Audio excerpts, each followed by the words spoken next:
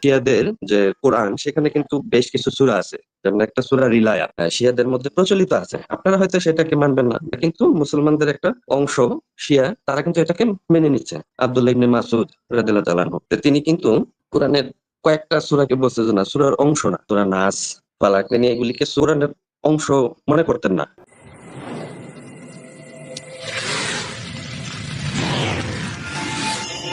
আপনি ৩ টা প্রশ্ন করেছিলেন। একটা হচ্ছে এখানে দেখুন যে বিভিন্নভাবে আমাদের নজরুল লিখেছেন, নজরুল সঙ্গীত, রবীন্দ্রনাথের যে রবীন্দ্রসঙ্গীত আছে, নজরুল ইসলামের, রবীন্দ্রনাথের। আপনি তো উমর হয়ে যদি লেখেন তো আপনাকে উমর সঙ্গীত হয়ে যাবে। এটা কেমন হয়? হ্যাঁ? আচ্ছা, আমরা এখন বলি ইউনিকনেস তো ইউনিকনেস থাকবেই। কোরআনের একটা জনরা আছে। এটা কিভাবে সেই দিকটা কোরআন নিজেই সেটা তুলে ধরছে। কোরআনের সূরাগুলো কিভাবে, কোরআনের আয়াতগুলো, হুম? এবং এগুলো তো কোন ধরনের আরবি ভাষার যে আরবি সাহিত্যে তৎকালীন যে ১৬ টি বিহার ছিল, ১৬ টি পদ্ধতিতে তারা এরকম কবিতা রচনা করতে পারত। আল খাফিফ, আত তাওয়িল, আল মাদিদ, আর রাজাস, এগুলো আপনি হয়তো শুনেছেন। এখন কোরআন কিন্তু তার কোনো একটাকেই ফলো করে না। তাহলে কোরআনের যে রিদম বা রাইম বা তার যে স্ট্রাকচার বা স্টাইলিস্টিক্স, আল্টিমেটলি আমরা এটা বলি কোরআনের যে স্টাইলিস্টিক্সটা হচ্ছে এরকম, যেটা না প্রোজ না পোয়েট্রি, এটা গদ্যও না, এটা পদ্যও না, কিন্তু তারপরে এর মধ্যে রাইমস এন্ড মিটার্স আছে, ছন্দ আছে। এখন আমরা বলছি যে কোরআনের মতো নিয়ে আসার অর্থ হলো কোরআনের অনুরূপ যে স্টাইলিস্টিক আছে ওই স্টাইলিস্ট ফলো করে একটা সূরা তৈরি করা। এই একটা বই দেখতে পাচ্ছেন আল মুআজিজা, বাসসাম সাঈদ, প্রথম খণ্ড। এটা হচ্ছে মুআজিজার উনার দ্বিতীয় খণ্ড। আর ইংরেজিতে আছে একটা the miraculous language of the Quran, evidence of divine origin. এটা হচ্ছে একটা আব্রাইট বা সংক্ষিপ্ত একটা ভার্সন ওখানে প্রথম খণ্ডের। যে লেখক যিনি গবেষক উনি অবজেক্টিভলি দেখিয়ে দিয়েছেন যে কোরআনের যে মত বলতে কি বুঝি, হ্যাঁ? ফাতু বিসূরাতিন মিন মিসলিহি, মিসলিহা না, মিন মিসলিহি। তাহলে কোরআনের স্টাইলিস্টটা হচ্ছে একটা অবজেক্টিভ একটা জনরা। এখানে আপনার যে তৃতীয় প্রশ্ন ছিল যে কোরআনের যে এটা কি আসলে একটা উন্নত ধরনের একটা লিটারেচার কিনা? না, এরকম না। আমরা এরকম বলছি না। কোরআনের যে স্টাইলিস্টিক্স এ যেভাবে লেখা আছে ওই অনুযায়ী কোরআনের এলোকোয়েন্সটা অত্যন্ত উপরের লেভেলের। এটা সবাই স্বীকার করছে। মুসলিম, অমুসলিম সবাই জানে। এলোকোয়েন্স বা এই যে আমরা বালাগা বলি, এটা তো সবাই জানে কোরআনের এলোকোয়েন্সটা কোন পর্যায়ে আছে, উচ্চমানের। তার অর্থ হলো এটা কোরআনের যে শুধু বিধান আছে বা তার যে ভাষা বা ছন্দ বা ছড়া বা আধ্যাত্মিকতা, এটা না। এগুলো অবশ্যই আছে, তার মধ্যে আছে, নিহিত আছে। এটা ইনহেরেন্টলি এগুলো আছে। কোরআনের মতো আপনি কোন ধরনের এর চেয়ে উন্নত কোনো মরাল কোনো জিনিস আপনি নিয়ে আসতে পারবেন না। কোনো আইন তৈরি করতে পারবেন না। কোরআন নিজেই সেটা আপনাকে বারবার বলে দিচ্ছে। কোরআনের যে চ্যালেঞ্জটা হচ্ছে মূলত এখানে যে তার কনস্ট্রাকশনটা কিভাবে সেটা কনস্ট্রাক্ট হয়েছে, তার যে তারকিব আছে এখানে, ওই বইটা পড়লেই আপনি বা আমাদের লাইভ স্ট্রিম যেগুলো আছে ওগুলো দেখে নিতে পারবেন। যেমন বিশেষ করে আমি একটা ইউটিউবে একটা ভিডিও তৈরি করেছিলাম ChatGPT কে নিয়ে। ChatGPT কে বিভিন্ন প্রম্পট দিয়েছি যে কোরআনের এই হচ্ছে শর্তগুলো। এই শর্ত অনুযায়ী কোরআনের মতো কোনো সূরা তৈরি করা যায় কিনা। কোরআনের মতো যখন আপনি একটা অনুকরণ করতে চাইবেন, এই কন্ডিশন দিলে কিন্তু ChatGPT সেটা করতে পারে না। এই ChatGPT বা যেকোনো ধরনের মডেল যেগুলো আছে, Copilot, Gemini, Perplexity, DeepSeek, এটা কখনো কোনো ধরনের eloquent পর্যায়ে যেতেই পারে না। এটা এরকম এমন অবস্থায় চলে আসে যেটা আরবি ভাষায় এটা গ্রহণযোগ্য হয় না। আরবদের কাছেই গ্রহণযোগ্য হবে না। এইজন্য আপনার দ্বিতীয় প্রশ্ন ছিল কে জাজ হবেন? জাজ করবে কে? এই জাজমেন্টটা অটোমেটিক্যালি যে আরবি জানে সে নিজেই বুঝতে পারে। অনেকগুলো উদাহরণ আমরা দিয়েছি আমাদের লাইভ স্ট্রিমে আমরা আলোচনা করেছিলাম। ওইখানে আপনারা দেখে নিতে পারেন। এইজন্য আমরা বলি যে আগে কোরআনের চ্যালেঞ্জটা আপনারা দেখে নিন, বুঝে নিন। তারপরে আপনারা সেই চ্যালেঞ্জের অনুকরণে শর্ত সাপেক্ষে কোরআনের মতো কিছু সূরা তৈরি করে নিয়ে আসুন। আপনি একটু খোলামেলা ছেড়ে দিলেন যে জনগণের হাতে গণতন্ত্রের রায়ের মতো যে জনগণই বুঝবে যে এটা কোরআনের মতো হয়েছে কিনা। মানে জনগণ শব্দটা উল্লেখ করেন নাই, বুঝাইতে চাইছেন যে যারা ভাষাবিদ আরবের দিকে কিছুটা ইঙ্গিত দিচ্ছেন। আল্লাহ তাআলা কিন্তু বলছে যে ফাতু বিসূরাতিন মিন মিসলিহা মিসলিহি ফালা তাফআলু ওয়া লান তাফআলু। ওয়ালাম তাফআলু ওয়ালাম তাফআলু। হ্যাঁ। তাহলে কখনোই পারবে না। যখন বলে দেয় যে আমি যদি একটা চ্যালেঞ্জ দেই সেখানে কিন্তু একটু স্কোপ রাখা দরকার যে হ্যাঁ চ্যালেঞ্জটা কেউ ওভারকাম করতেও পারে। শিয়াদের যে কোরআন সেখানে কিন্তু বেশ কিছু সূরা আছে, যেমন একটা সূরা রিলায়া। তো এটা আপনি যদি পড়েন স্বাভাবিক কোরআনের মধ্যে হবে। আপনি হয়তো জানেন এই বিষয়গুলি, তারপর আমি জাস্ট খালি একটু স্মরণ করে দিচ্ছি। শিয়াদের মধ্যে প্রচলিত আছে। আপনারা হয়তো সেটাকে মানবেন না, কিন্তু মুসলমানদের একটা অংশ শিয়া তারা কিন্তু এটাকে মেনে নিচ্ছে। মানে এখানে দেখেন আপনাদের মধ্যে একটা কন্ট্রাডিকশন এসে পড়ছে। শিয়ারা বলতেছে এটা কোরআন, ওই সূরা রিলায়ের মতো আরো 10টা না কয়টা সূরা আছে। যাই হোক, আমরা বলতেছি যে না, কোরআনের অংশ না। আব্দুল্লাহ ইবনে মাসউদ রাদিয়াল্লাহু তাআলা আনহু তিনি কিন্তু কোরআনের কয়েকটা সূরাকে বলছে যে না, সূরার অংশ না, সূরা নাস, ফালাক তিনি এগুলিকে কোরআনের অংশ মনে করতেন না। যে আমরা হিন্দু ধর্মের স্ক্রুটিনি করি যে তারা এই দেবদেবীর পূজা করে, কিন্তু তারা কিন্তু এটার আবার জবাব দিয়ে রাখছে ঠিকই। আপনি কিন্তু সেটা অবশ্যই মানবেন না, আমরাও মানবো না, এটা সে গোজামিল দিছে। আব্দুল্লাহ ইবনে মাসউদের ব্যাপারে তার থেকে কোরআন শিখতে বলছে রাসূল সাল্লাল্লাহু আলাইহি ওয়াসাল্লাম স্বয়ং। তাহলে তাকে ফেল না কোনো সাহাবী না। তো সে যখন বলে যে হ্যাঁ, এই ৪ টা সূরা কোরআনের না, তখন কিন্তু অবশ্যই একটা বড় রকমের কনফিউশন তৈরি হয়। প্রথম আপনি বললেন যে আল্লাহ সুবহানাহু ওয়া তাআলা চ্যালেঞ্জ দিছেন, আবার ওইটা ফ্লোর দেন নাই। এটার মানে হচ্ছে যে আপনি চ্যালেঞ্জটা আসলে বুঝেনি নাই। যে আল্লাহ সুবহানাহু ওয়া তাআলা বলছেন যে তোমরা পারলে করে দেখো, এবং আল্লাহ সার্টেনটি দিচ্ছেন যে তোমরা পারবে না। পারবে না কেন? কারণ আল্লাহ জানে যে এটা মানুষের জন্য ইম্পসিবল। ওইজন্য ধরেন আপনি যদি আমারে বলেন যে নাজমুল ভাই আপনি হচ্ছে যে সূর্যের মতো একটা সূর্য বানায় দেখান তো আমারে। পরে বললেন আমি জানি আপনি পারবেন না এটা। তার মানে কি আপনি আমাকে চ্যালেঞ্জ দেন নাই? আপনি চ্যালেঞ্জ দিছেন, এবং চ্যালেঞ্জটা আরো বেশি শক্তভাবে দিচ্ছেন যখন আপনি আমারে বলছেন যে আমি জানি আপনি পারবেন না। যেমন ধরেন ঈসা আলাইহিস সালামের ইয়ের বিষয়ে, ক্রুসিফিক্সের বিষয়ে আল্লাহ বলছে ওমা কতালুহু ইয়াকিনান, যে তারা ইয়ে করেই নাই, তারা সার্টেনলি তারা হত্যা করে নাই। প্রথম বলছে কি যে তারা ক্রুসিফাই করে নাই, হত্যাও করে নাই। তারপর আবার বলছে তারা অবশ্যই নির্দিষ্টভাবে বলছে যে কনফার্মেশন দিয়েছে সার্টেনলি তারা হত্যা করে। সেকেন্ড কথা হচ্ছে আপনি বললেন যে যদি কেউ ইয়ে করে তাহলে তাকে তো আউট করবো। চ্যালেঞ্জটা তো শুধু মুসলিমের জন্য না, যে মুসলিমদেরকে বলা হয়েছে যে তোমরা কোরআন মতো আরেকটা কোরআন পারবে না। এটা তো আরব খ্রিস্টানদের জন্য, আরব এথিস্টদের জন্য, আরব এগনোস্টিকদের জন্য, নন আরব যারা আছে সবার জন্য। তো এটার কোনো বেসিস নাই যে ও মুসলিমরা কিল করে ফেলবে। হাউ অ্যাবাউট লেবানিজ খ্রিস্টান, হাউ অ্যাবাউট ইজিপশিয়ান খ্রিস্টান, আমাদের যারা আরব খ্রিস্টান যারা আছে, ওয়েস্টে যারা আরব খ্রিস্টান আছে, তারাও তো বানাইতে পারতো, তাই না? তো তারা কেন পারতেছে না এটা? জনগণের হাতে সেই চ্যালেঞ্জের যে জাজমেন্টটা দিচ্ছি না, আমি বলছি যে আরবি ভাষাবিদ যারা আছেন, হ্যাঁ, আরবি ভাষা যারা জানে লেই পিপলরাই বলে দিতে পারবে। হ্যাঁ, এখন যেখানে লেই পিপলরাই বলে দিতে পারবে, আম পাবলিক যারা আছেন তারাই ধরতে পারবে। এখানে যেমন একটা কলমের মধ্যে থেকে একটা কলম এবং একটা ব্রাশের মধ্যে পার্থক্য একজন সাধারণ মানুষ বলতে পারে, ঠিক তদ্রুপ কোরআনের যে অনুকরণটা তারা এভাবে ধরতে পারে কোরআনের ভাষার মতো হলো কিনা। এখন ফেয়ারনেসের ভিত্তিতে আপনি বলবেন যে এটা শুধু মুসলিম জাজ তো হলে হবে না, কারণ মুসলিমরা হবে বায়াসড। আমরা ফেয়ারনেসের ক্ষেত্রে আমরা বলতে পারি যে ওই জাজমেন্ট প্যানেলে বা জাজিং প্যানেলে, জাজমেন্ট না, জাজিং প্যানেলে থাকবেন কারা? থাকবেন ভাষাবিদ, থাকবেন অমুসলিমরাও থাকবেন। যেমন আরবি ভাষায় আমি যদি একটা কনস্ট্রাক্ট করি হবে, একটা জুমলা, একটা বাক্য হতে পারে জুমলা ইসমিয়া, ইসিম দিয়ে শুরু হয়, বা জুমলা ফিআলিয়া, একটা ভার্ব দিয়ে শুরু হয়, জুমলা ইনশাইয়া। বাক্যের মধ্যে যে অব্যয় আছে, প্রিপোজিশন আছে, তার পজিশনটা কি হবে, এগুলো দিয়ে অবজেক্টিভলি সেটা নির্ণয় করা যায়। রাইমিংটার ব্যাপার আছে, হ্যাঁ, এটা কিন্তু রাইম করলো কি রাইম করলো না, কোরআনের মতো রাইম করলো কিনা, মিটার আছে কিনা, রাইমিং এবং মিটার। আরবি পদ্যে এরকম আছে, কাফিয়া আছে, যে কিভাবে শুরু হয় শেষ হয়। যেমন আপনি যদি বলি ইমরুল কায়েসের, আপনি হয়তো শুনে থাকতে পারেন, নাও শুনে থাকতেন, কিফা নাবকি মিন যিকরা হাবিবিন ওয়া মানজিলি বিসিকতিল লিওয়া বাইনাদ দাখুলি ফাহাউমালি। এই যে লাম দিয়ে লি করে শেষ হয়েছে না, এটা হচ্ছে তার ওই যে ইমরুল কায়েসের যে মুআল্লাকা যে পোয়েমটা, ওইখানে ওটা এরকম শেষ হয়েছে। এই পদ্ধতিতে এরকম আছে। কোরআনের যে সূরাটা আপনি অনুকরণ করবেন, সেই সূরার এরকম একটা রাইমিং বা একটা মিটার আপনি দেখে নিতে পারেন যে কি আছে। আপনি আমাদের পূর্ববর্তী স্ট্রিমগুলো দেখে নেবেন, ওইখানে আমরা যে 12-14টা ক্যাটাগরি আমরা করেছি, ওই ক্যাটাগরিতে কিভাবে ফেলে দিয়েছি ওটা দেখলে আপনি বুঝে নিতে পারেন। এখন আপনি বারবার বলছেন ওই যে ওয়ালান তাফআলু বলা হচ্ছে, এটা হচ্ছে কোরআনের একটা এমফাসিস যে আপনি চ্যালেঞ্জটা নিন না কেন, দেখেন চ্যালেঞ্জটা হাতে নিন। আমরা অনেক সময় বলি এরকম যে দেখি তো পারো কিনা, তুমি পারবে না। এরকম যে এরকম সে নিজে সন্দেহ করে, তার মধ্যে এই বিশ্বাসটা আছে যে আমি পারবো, সে বলবে ঠিক আছে আমি আপনাকে ভুল প্রমাণ করেই ছাড়বো, যে আমি দেখাই দেবো যেটা কি পারা যায় কিনা। এখন আপনি একটা পয়েন্ট বলেছেন যে এই যে যারা চেষ্টা করে যাবে তারা এরকম করলেই তো তাদের সমস্যা হয়ে থাকবে এরকম, হ্যাঁ, তাদেরকে মেরে ফেলা দেওয়া হবে, তাদেরকে কতল করা হবে। কেউ যদি কোনো একটা দলের মধ্যে থাকে, তাহলে এই দলের বিরুদ্ধে গেলে কি হয়, খারিজ হয়ে গেলে তাদেরকে বহিষ্কার করে দেওয়া হয়, তাদেরকে শাস্তি দেওয়া হয়। এরকম অহরহ আপনি পলিটিক্যাল অঙ্গনে আপনি দেখতে পাচ্ছেন, বা রিলিজিয়াস সেক্টেরিয়ান যে বিভিন্ন ধরনের কাল্ট যেগুলো আছে, কাল্টিস্ট রিলিজন, ওগুলোতে এরকম হয়। হ্যাঁ, কিন্তু আপনি ভাই এটা বুঝতে পারছেন না যে কোরআনের চ্যালেঞ্জটা, যে আপনাকে বলতে হবে না এরকম ডাকডোল পিটিয়ে আমি হচ্ছি এরকম, আমি ওই মাদ্রাসায় পড়ি, আমার নাম অমুক, হ্যাঁ, আমার বাড়ি এখানে। আপনি অ্যানোনিমাসলি, একাডেমিকরা এরকম বিভিন্ন একাডেমিক লিখে গেছেন, ক্রিস্টোফ লুক্সেমবার্গ লিখেছেন কোরআনের একটা সিরিয়ান, বলেছে কোরআনের ভাষা হচ্ছে একটা সিরিয়াক ভাষার মতো, হ্যাঁ, লিটার্জিক্যাল একটা অবস্থানের মতো। ওই লেখাটা কিন্তু একাডেমিকরা বিভিন্নভাবে জবাব দিয়েছেন। আপনি যদি এই একাডেমিক টোনে আপনি এরকম একটা অনুকরণ নিয়ে আসতে পারেন, একটা সিরোনাম ব্যবহার করে, আরে ভাই আপনি অস্ট্রেলিয়ায় বসেও সেটা করতে পারেন, কেউ বলতে পারবেন আপনি কি আপনার পরিচয় জানবেন না। কিন্তু এটা কেন সম্ভব হচ্ছে না?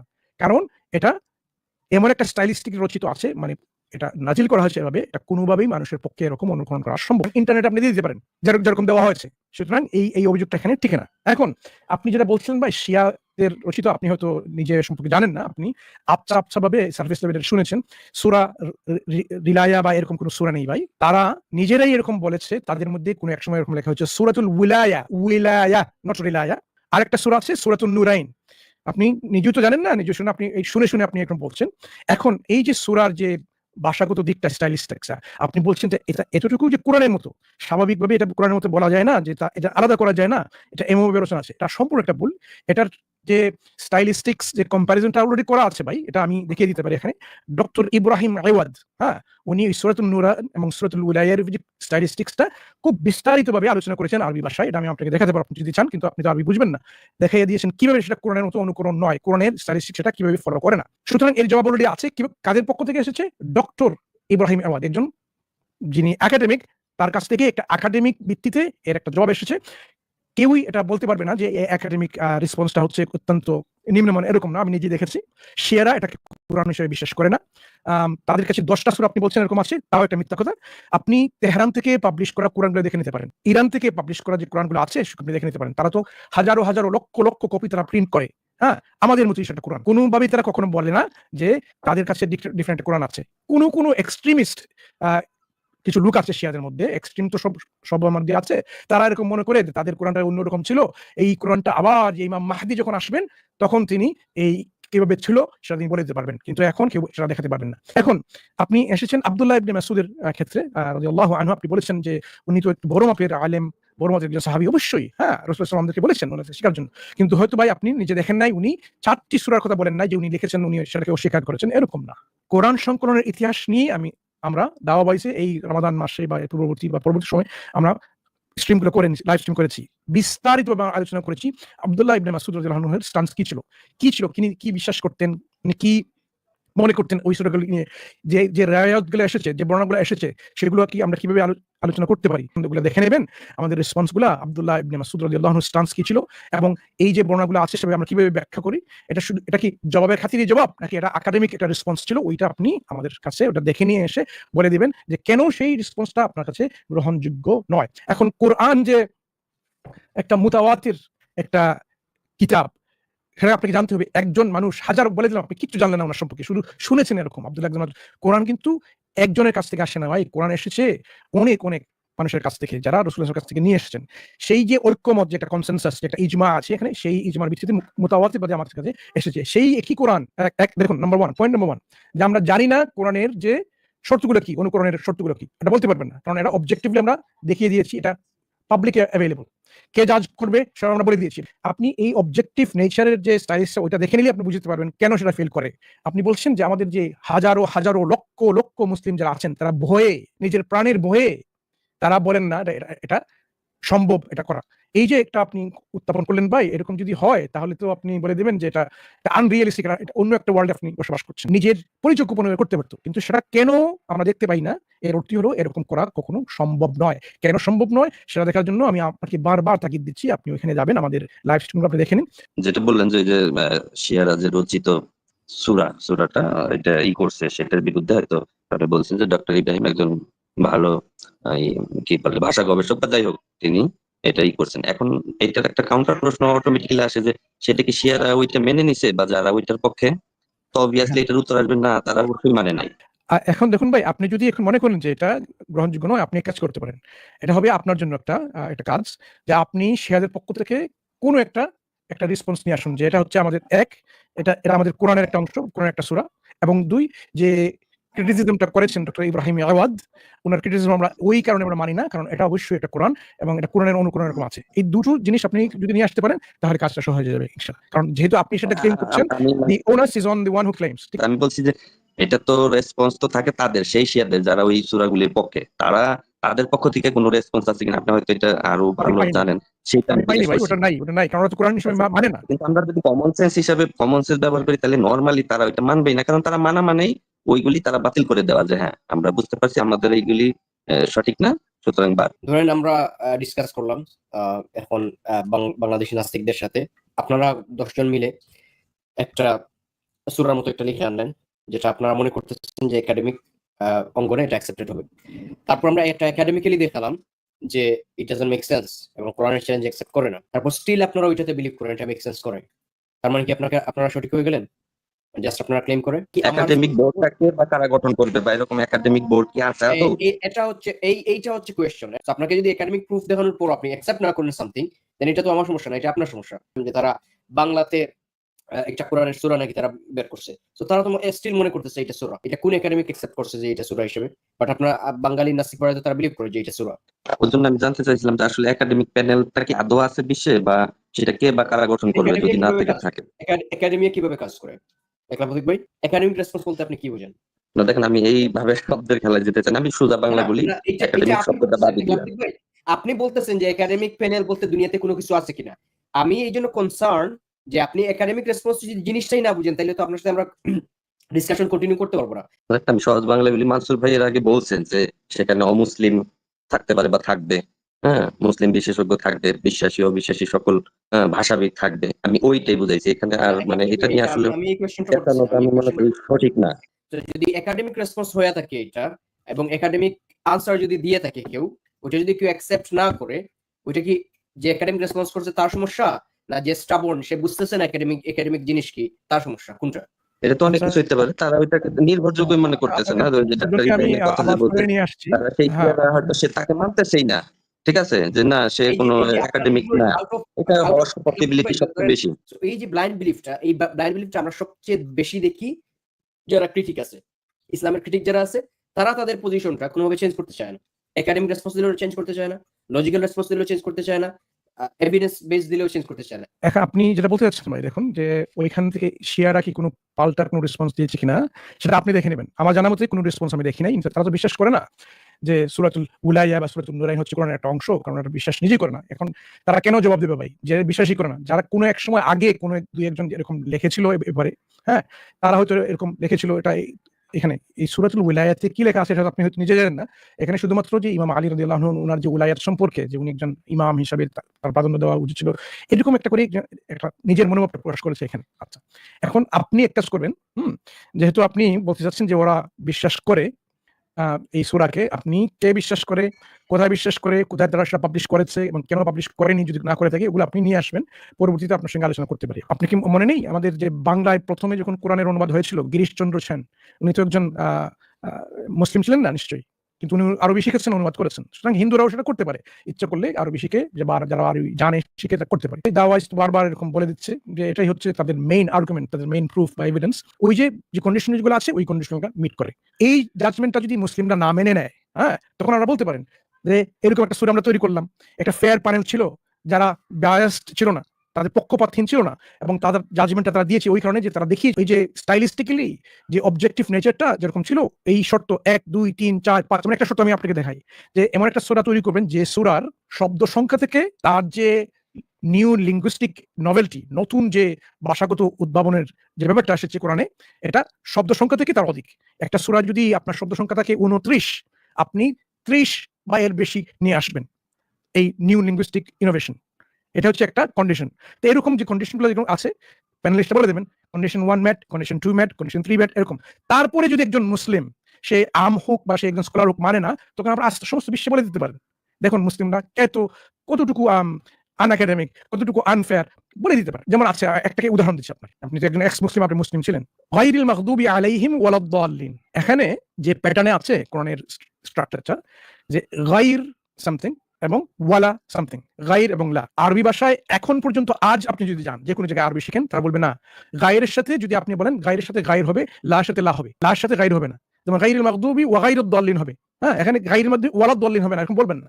এই প্যাটার্নটা আপনি যদি নিয়ে আসেন, তাহলে আরবি ভাষা বলবে এটা আরবি হলো না ভাই, এটা আরবি হয় নাই। এটা আরবরা বলবে যে আপনি আরবি বলছেন না, আপনি অন্য একটা ভাষা বলছেন না। আচ্ছা, বুঝেছি, আপনি একজন বিগিনার। এটা হচ্ছে একটা এলোকুয়েন্ট একটা এক্সপ্রেশন। এখানে গ্রামাটিক্যাল কোনো সমস্যা তারা তুলে ধরবে না, বলবে হ্যাঁ, খুব সুন্দর একটা কথা এখানে আছে, বরং এর চেয়ে ভালো কথা এরকম আমরা বলতে পারবো না। লাইসা হাদা কালামুল বাশার, এটা মানুষের বক্তব্য হতে পারে না। এরকম উদ্ধৃতি আমাদের কাছে এসেছে ঐতিহাসিকভাবে। বারবার এটা বলছেন, আজ আমাদের জাজিংটা কে করবে ভাই, এটা তো আপনি মানবেন না, এটা নিয়ে আপনারা ব্যস্ত আছেন, কিন্তু দেখাতে পাচ্ছেন না, এটা কাজ দেখাতে পাচ্ছেন না। আগে কাজটা, প্রোডাক্টটা নিয়ে আসুন, তারপরে আপনারা কথা বলবো, ঠিক আছে? না, আপনি যে বারবার বলতেছেন যে নাই, অনলাইনের যুগে আপনি ঘাটলে পাবেন অসংখ্য এরকম সূরা আছে, সূরা করুণা, আনন্দময়ী, এই জাতীয় আরবি বাংলা উভয় আচ্ছা, ভাষাতেই সূরাগুলি আছে। দেখুন, সূরা করোনা কোন সূরার সাথে এটা অনুকরণ হচ্ছে? আপনি রুমার শুনেছেন, শুনে এই হেঁটে যাচ্ছেন, এরকম একজন শুনেছেন, ওই জন্য সূরা করোনা নাম বলেছেন, এই আপনার হয়ে গেছে, হ্যাঁ, কোরআনের একটা সূরা তৈরি হয়ে গেছে। এটা যদি আপনার এভিডেন্স লেভেল হয়ে যায়, তাহলে ভাই আপনাদের সঙ্গে আমরা আলোচনা করতে পারবো না। ওই কারণেই এখন, যেহেতু আমি আশা করছি আপনি নিশ্চয়ই গভীর লেভেলে ওই সূরা করোনা সম্পর্কে আপনি পড়েছেন, কোয়েশ্চেন নাম্বার 1, কোন সূরার অনুকরণে এই সূরা করোনা লেখা হয়েছে? হ্যাঁ, সেটা আমি আগে পড়ছি, খেয়াল নেই আমার, হয়তো সূরা রহমান বা এই জাতীয় হতে পারে। আচ্ছা, সূরা রহমানের আয়াত কতটা ভাই? আর সূরা করুণার আয়াত কতটা? এটা কি একই রকম হলো? আমি বললাম আপনাকে একটা সূরার মতো সূরা নিয়ে আসতে, এবং এই সূরাটা এত লম্বা, আপনি নিয়ে আসলেন এতটুকু। এটা অনুকরণ হলো? অনুরূপ হলো? হলো না। মানে সমান চাইতেছেন, সমান হইলে হতো। আরে ভাই, অনুরূপ বলতে কি? আমি বললাম আমার কলমের মতো একটা কলম নিয়ে আসবেন, হ্যাঁ নিয়ে আসবেন। আপনি একটা কলম নিয়ে আসলেন এত বড়। এটা কি অনুকরণ হলো? অনুকরণ বলতে কি বুঝেন আপনি? এটা আপনি বুঝতে পারছেন না। বাংলা নিয়ে আসলেন, অত বলা হচ্ছে কোরআন হচ্ছে আরবি, আপনি নিয়ে আসলেন বাংলা। আপনার চ্যালেঞ্জই বুঝতে পারছেন না। এখন এই যে কোরআনের মতো অনুকরণ সূরা লাইকে বা বিভিন্ন যে সূরা তারা নিয়ে আসছে, কোনটাই কিন্তু কোন একটা সূরার অনুকরণে হচ্ছে না। ডক্টর আনিস সরোস, একজন খ্রিস্টান মিশনারি, সে লিখেছিল আল ফুরকান, একটা বই লিখেছিল কোরআনের অনুকরণে। আমি প্রায় 1 মাস যাবত দিনের পর দিন রাত জেগে ভাই এই বইটা বিশ্লেষণ করেছি, অনেক আগে নিজে করেছি। আমার এখন ওটা আছে, পাওয়া যায়, আপনি যদি চান আমি দেখে দিতে পারি যে সে কুত্তিকে প্লেজিয়ারিজম করে হুবহু নকল করে কোরআনের মতো ওগুলা শুধুমাত্র একটা দুটো ওয়ার্ড বা একটা হরফ বদলিয়ে দিয়ে দিয়েছে, এটা কোরআনের মতো মনে হচ্ছে লাগছে, আসলে এটা হচ্ছে কোরআনেরই সেই সামান্য একটু পরিবর্তন করে সে নিয়ে এসেছে। এটাকে অনুকরণ করে না, এটাকে বলে প্লেজিয়ারাইজড একটা কপি। এখন আপনি এক কাজ করবেন, যেহেতু আমাদের সঙ্গে আলোচনা করছেন ব্যাপারে, আপনি যাবেন, গিয়ে আপনি ইন্টারনেটে সার্চ করবেন, কোভিড বললেন, মমতা বললেন, জাহান ভাই আপনি নিয়ে আসবেন, এসে বলবেন এটা হচ্ছে আপনাদের কন্ডিশন, এবং এই কন্ডিশন গুলো এভাবে মিট হয়েছে। কন্ডিশন 1 ছিল এটা আরবিতে হবে, হ্যাঁ আরবিতে এরকম আছে। কন্ডিশন 2 ছিল এরকম, এটা নিউ লিঙ্গুইস্টিক নভেলটি হবে, এটা শব্দ সংখ্যা থেকে বেশি, 12 শব্দ, একটা সূরা যদি 12টার ওয়ার্ড থাকে 12টার ঊর্ধ্বে থাকতে হবে নিউ লিঙ্গুইস্টিক ইনোভেশন। এরকম অনেকগুলো কন্ডিশন আছে, আপনি আমাদের লাইভ স্ট্রিমগুলো দেখে নিলেই বুঝে নিতে পারবেন। আমাকে কিছু বলতে হবে না, আমি এতটুকু কনফিডেন্ট যে আপনি নিজেই তখন বলবেন যে এই কন্ডিশন এটা মিট করছে না, সুতরাং এটা কোরআনের মতো সূরা হতে পারে না।